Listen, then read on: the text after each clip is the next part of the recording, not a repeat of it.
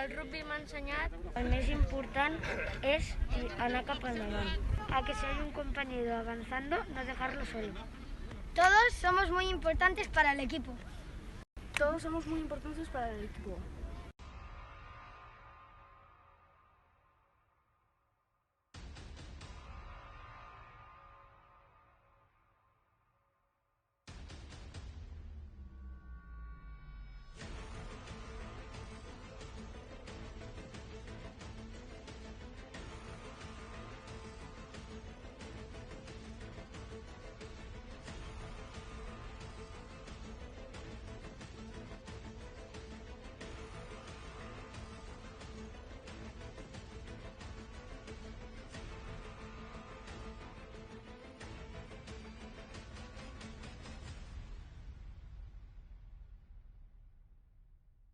Yo me encargo de luchar en el rack y proteger el balón para que mi equipo pueda jugar. Mi principal función és empujar en la pelea para conseguir el balón para mi equipo y que la puedan jugar.